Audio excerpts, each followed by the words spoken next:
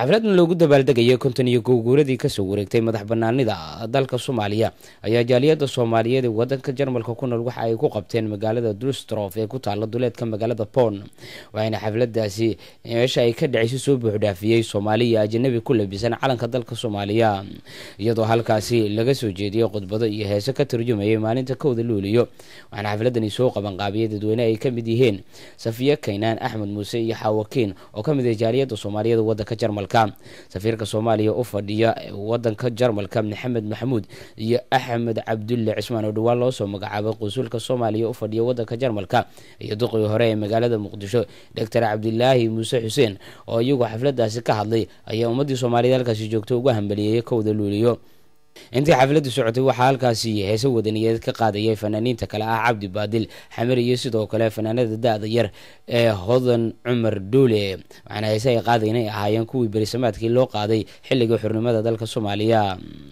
dareenka dadkii goobta joogay ayaa waxaa ka muuqatay si wadaniyadeed iyadoo dhinaca kalena indhahaygu ay qabanayeen sawirada madaxweyne Sheekh Shariif Sheekh Axmed iyo ra'iisul wasaaraha iminka Cabdiweli Maxamed Cali halka sidoo kale indhahaygu ay qabanayeen sawirada ra'iisul wasaarihii hore Maxamed Cabdilaahi Farmaajo aad moodo inuu weli saameyn xoogan ku leeyahay amaba uu ku reebay maskaxda shacbiga Soomaaliyeed ku nool wadanka Jarmalka Soomaaliyeed waxa ay jeerarsadka haweenka Soomaaliyeed caawin xabsalo sida ay u soo qaban qaadiyeen barnaamijkan ama ay soo camireen meesha waxaan ka garan karnaa sidii ay u soo halgameen haweenka Soomaaliyeed xurriyadii ayaan tamarkana caawa ee sabiyin gabdhaha Soomaaliyeed sidoo kale hooyada iyo aabbaha waa inay u sheegaan waa inay baraan waxa ay tahay qarannimo waxa uu yahay calankan wixii laga soo maray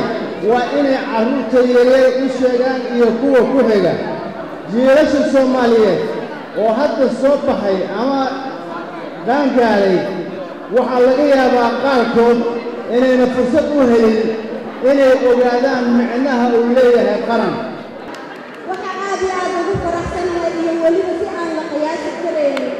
una jeclahay inaan ka faa'iidaysto maanta oo ay tahay taariikhda 2011 ah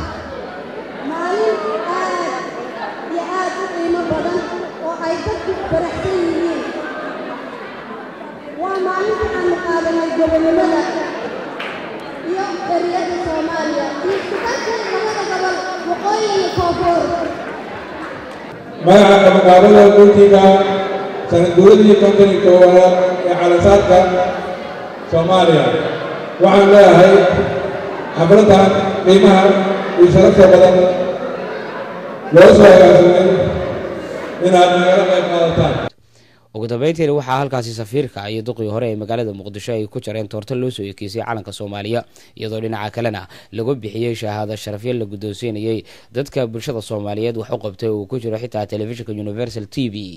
Cabdiweli Ibrahim Garyare Universal TV Jarmal